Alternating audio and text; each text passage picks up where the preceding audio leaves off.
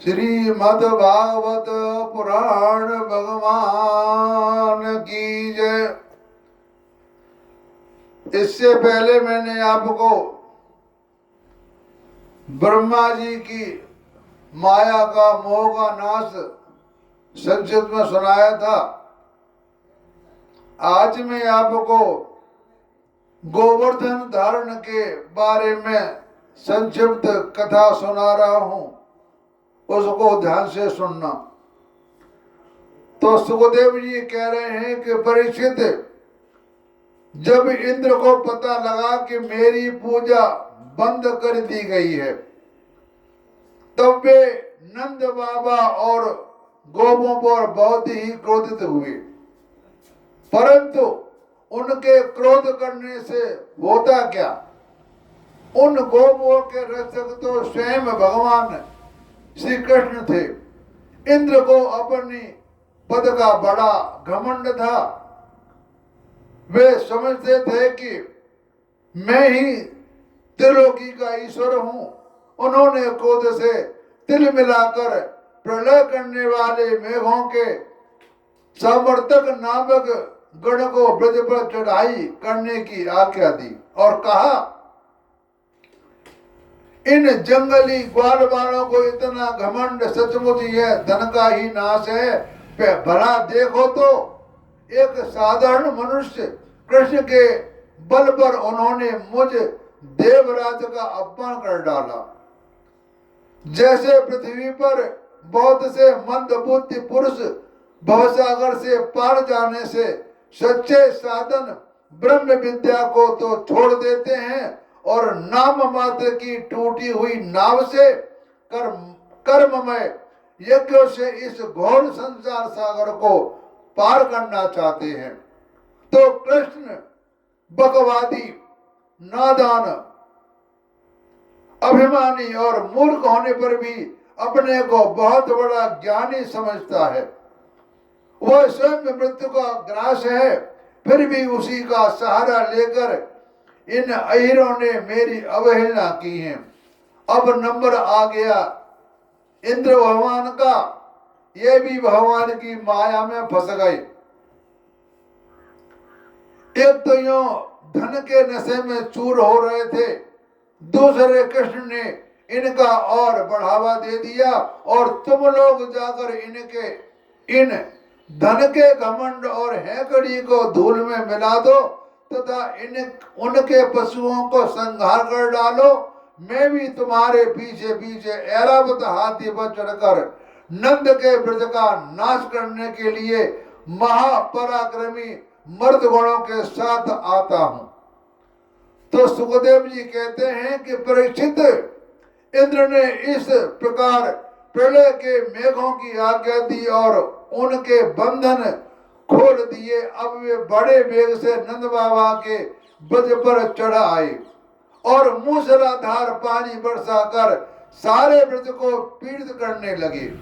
चारों ओर बिजलियां चमकने लगी, बादल आपस में टकराकर कड़कने लगे और प्रचंड आंधी के प्रेरणा से बड़े बड़े ओले बरसाने लगे। इस प्रकार जब दल के दल बादल बार बार आकर खंबे के समान मोटी मोटी धाराएं गिराने लगे, तब ब्रजभूमि का कोना कोना पानी से भर गया और कहां नीचा कहां ऊंचा इसका पता चलना कठिन हो गया। मतलब इतना पानी भर गया कि ऊंचा नीचा कहीं दिखाई नहीं देता था कि कहां ऊंचा है और कहां नीचा है, क्योंकि पानी भर गया था। इस प्रकार मूसलाधार वर्षा तथा झंझवाल के झपेटे से जब एक एक पशु ठिठुरने और कांपने लगा, ग्वाल और ग्वालों में भी ठंड के मारे अत्यंत व्याकुल हो गई, तब वे सब के सब भगवान श्री कृष्ण की शरण में गए। मूसलाधार वर्षा से सताए जाने के कारण सबने अपने अपने सिर और बच्चों को निहोर कर अपने शरीर के नीचे छिपा लिया था और कांपते कांपते भगवान की चरण शरण में पहुंचे, बोले प्यारे श्री कृष्ण तुम बड़े भाग्यवान हो। अब तो कृष्ण केवल तुम्हारे ही भाग से हमारी रक्षा होगी प्रभु। इस सारे गोकुल के एकमात्र स्वामी, एकमात्र रक्षक तुम ही हो।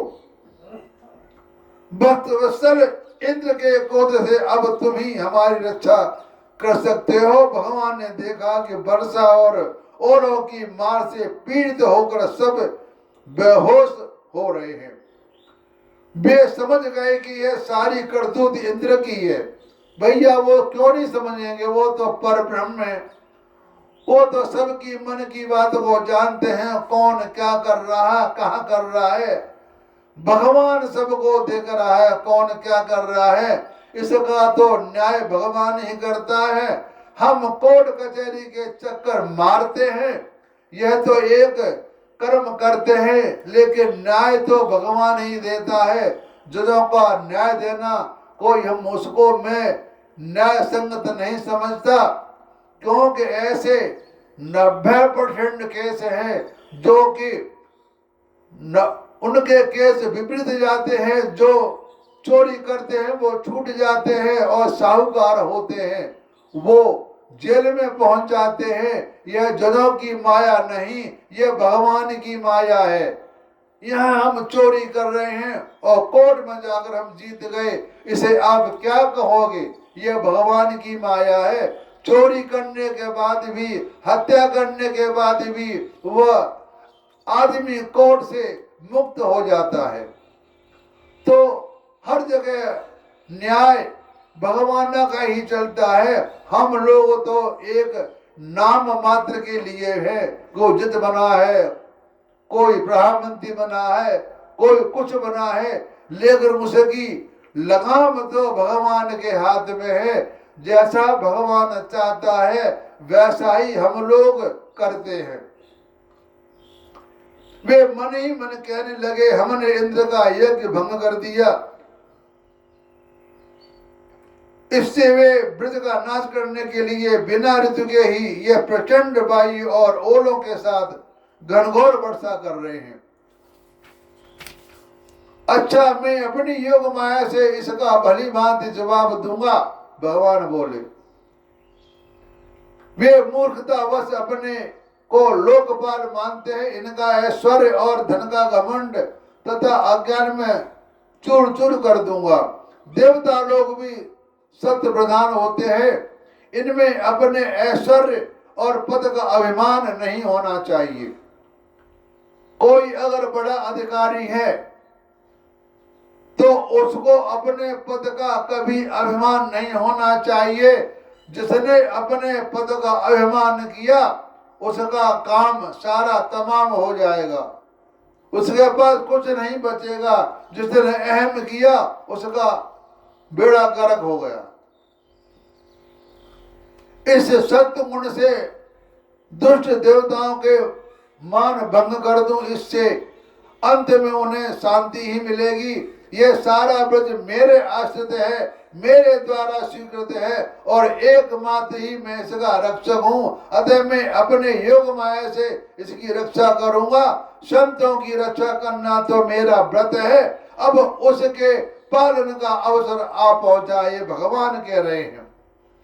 जो केवल एक बार मेरे शरीर में आ जाता है और मैं तुम्हारा हूं इस प्रकार याचना करता है, उसे मैं संपूर्ण प्रेरणों से अभय कर देता हूं।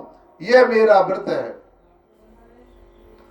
इस प्रकार भगवान श्री कृष्ण ने खेल खेल में एक ही हाथ में गिरिराज गोवर्धन को उखाड़ लिया, और जैसे छोटे छोटे बालक बरसाती छत्ते के पुष्प को उखाड़कर हाथों में रख लेते हैं, वैसे इन्होंने उस पर्वत को धारण कर लिया। और हम सब बोलते हैं कृष्ण भगवान की जय हो, कृष्ण भगवान की जय हो, कृष्ण भगवान की जय हो, कि उन्होंने अपने एक उंगली पर गोवर्धन पर्वत को धारण कर लिया। इसके बाद भगवान ने गोपों से कहा, माताजी, पिताजी और ब्रजवासियों, तुम लोग अपने गौओं और सब सामग्रियों को साथ इन पर्वत के गड्ढे में आकर आराम से बैठा हूं। देखो तुम लोग ऐसी शंका न करना कि मेरे हाथ में यह पर्वत गिर पड़ेगा।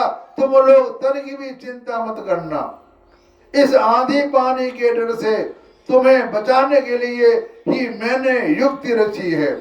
जब भगवान श्री कृष्ण ने इस प्रकार सबको आश्वासन दिया, डरासा दिया, तब सबके सब ग्वाल अपने अपने गोधन, छकड़ों, आश्रितों, पुरोहितों और भृत्यों को अपने अपने साथ लेकर सुविधि के अनुसार गोवर्धन के गड्ढे में आ घुसे। तो भगवान श्री कृष्ण ने सब ब्रजवासियों को देखते देखते भूख प्यास की पीड़ा, आराम विश्राम की आवश्यकता आदि सब कुछ भुलाकर 7 दिन तक लगातार उस पर्वत को उठाए रखा। पर भगवान ने सबकी भूख प्यास नींद सब कुछ खत्म कर दिया और 7 दिन तक ऐसा होता रहा। वे एक डग भी इधर इधर नहीं हुए। अब आप अंदाज लगा लो, यह कृष्ण एक मानव है या भगवान है। श्री कृष्ण को योग माया का यह प्रभाव देखकर इंद्र के आश्चर्य का ठिकाना नहीं रहा। अपना संकल्प पूरा न होने के कारण उनकी सारी हेकड़ी बंद हो गई। वे भौचक्के से रह गए। इसके बाद उन्होंने मेघों के अपने आप वर्षा करने से रोक दिया कि भैया रुक जाओ, यहाँ कुछ नहीं होने वाला है, अपना काम बंद कर दो। जब गोवर्धनधारी भगवान श्री कृष्ण देखा कि वह भयंकर आंधी और घनघोर वर्षा बंद हो गई, आकाश से बादल छट गए और सूर्य दिखने लगे, तब उन्होंने गोपों से कहा, मेरे प्यारे गोपो, अब तुम लोग निडर हो जाओ और अपनी स्त्रियों, गोधन तथा बच्चों के साथ बाहर निकले आओ। देखो अब आंधी पानी बंद हो गया तथा नदियों का पानी भी उतर गया। भगवान की ऐसी आज्ञा पाकर अपने अपने गोधन, स्त्रियों, बच्चों और बूढ़ों को साथ ले तथा अपनी सामग्री छकड़ों पर लाद कर धीरे धीरे सब लोग बाहर निकल आए। सर्वशक्तिमान भगवान श्री कृष्ण ने सब प्राणियों के देखते देखते खेल ही खेल में गिरिराज को पूर्ववत उसके स्थान पर रख दिया। जहां पर वो गोवर्धन पर्वत था, वो भगवान ने उनको वहीं रख दिया।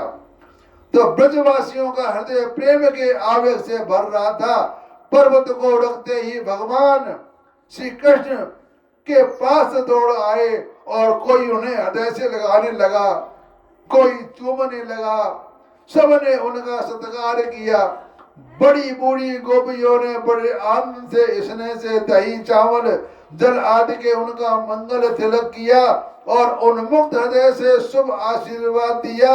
यशोदा रानी, रोहिणी जी, नंद बाबा और बलवानों में श्रेष्ठ बलराम जी ने स्नेहातुर होकर श्री कृष्ण को हृदय से लगा लिया और आशीर्वाद दिया।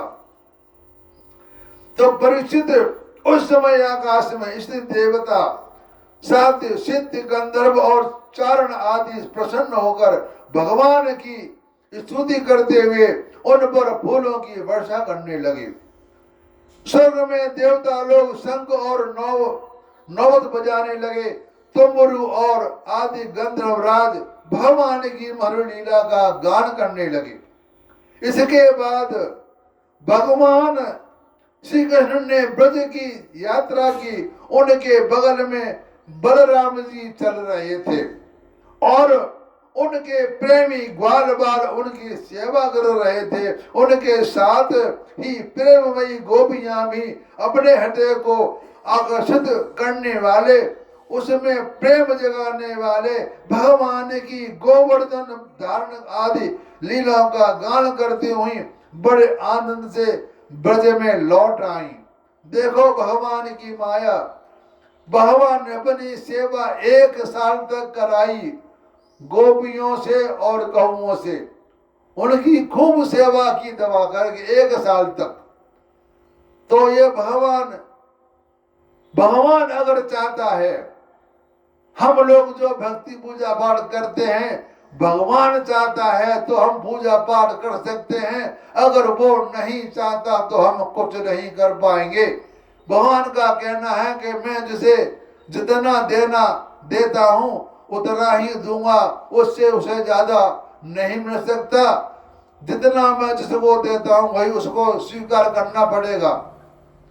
तो यानी कहने का मतलब है जो कुछ है सो भगवान है, हम तो एक नाम मात्र के हैं, हम कुछ भी नहीं है, हम जीरो है, हम शून्य हैं, लेकिन हम आत्मा भी हैं और परमात्मा भी हैं। हम ऐसा नहीं कह सकते क्योंकि हमारे अंदर भगवान विराजमान है, इसलिए हम भगवान के अंदर है। उसे आप कुछ भी कह लो, शून्य कह लो चाहे परमात्मा कह लो, हम उसके अंदर बैठे हुए हैं, हम उसकी माया को नहीं पहचान सकते।